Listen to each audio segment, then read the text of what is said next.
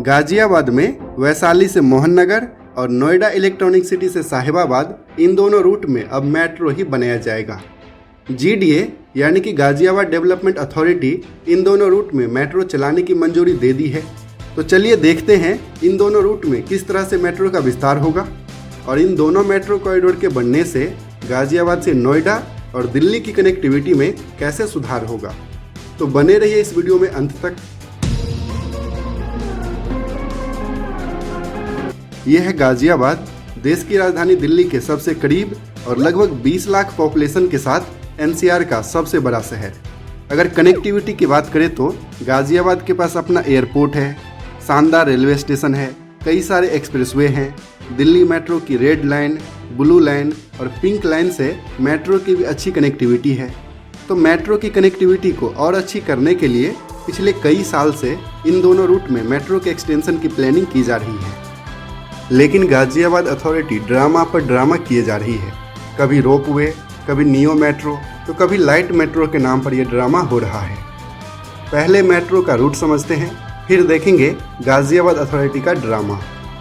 तो ये है दिल्ली मेट्रो का रेड लाइन जो कि गाजियाबाद में न्यू बस अड्डा तक बना है, और ये है दिल्ली मेट्रो का ब्लू लाइन जिसका एक ब्रांच वैशाली तक है, जबकि इसका दूसरा ब्रांच नोएडा इलेक्ट्रॉनिक सिटी तक है। तो अगर ब्लू लाइन के वैशाली से रेड लाइन के मोहन नगर तक मेट्रो का एक्सटेंशन कर दिया जाए तो इससे वसुंधरा, साहिबाबाद और उसके आसपास के लाखों लोगों को फायदा होगा। इसके साथ ही साहिबाबाद में रैपिड रेल से भी ये कनेक्ट हो जाएगा, तो इससे और भी ज़्यादा लोगों को फायदा मिलेगा। दूसरी तरफ नोएडा इलेक्ट्रॉनिक सिटी से साहिबाबाद तक भी अगर मेट्रो बन जाए तो इससे इंदिरापुरम और आसपास के लाखों लोगों को मेट्रो की फैसिलिटी मिल जाएगी। इसके साथ ही ब्लू लाइन और रेड लाइन के बीच इंटरचेंज और इजी कनेक्टिविटी हो जाएगी, जिससे दिल्ली, नोएडा और गाजियाबाद एक दूसरे के और करीब हो जाएंगे। लेकिन इन दोनों रूट में मेट्रो का काम पिछले 5 साल से भी ज़्यादा टाइम से पेंडिंग है, और इसका मेन कारण है गाजियाबाद अथॉरिटी के पास फंड की कमी होना। गाजियाबाद अथॉरिटी के पास पैसे नहीं है, इसीलिए अथॉरिटी कोई सस्ता सा जुगाड़ ढूंढ रही है। पहले गाजियाबाद अथॉरिटी इस रूट में रोपवे बनाने की बात कर रही थी। रोपवे के लिए DPR भी बन गया था। लोग इस रोपवे का विरोध करने लगे।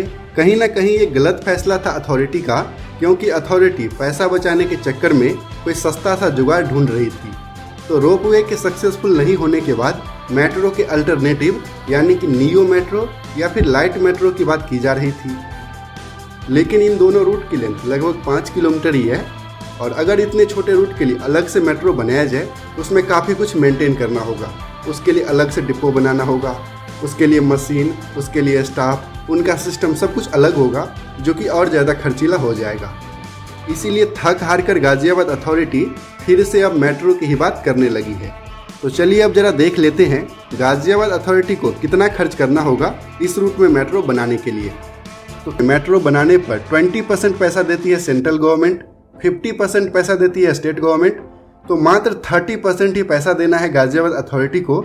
इसके लिए भी गाजियाबाद अथॉरिटी पिछले काफ़ी टाइम से ड्रामा पर ड्रामा किए जा रही है।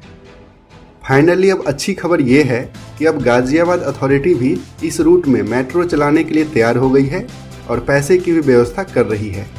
इस न्यूज़ के अकॉर्डिंग गाजियाबाद अथॉरिटी बिल्डर्स की बंधक संपत्ति को बेचकर लगभग 250 करोड़ रुपए जमा करेगी।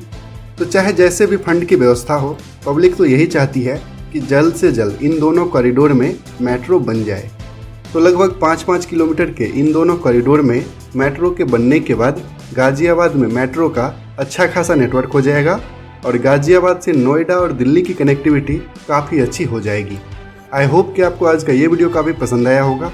वीडियो अच्छा लगा तो प्लीज़ इसे लाइक कीजिए, कमेंट कीजिए और दूसरों के साथ भी शेयर कीजिए।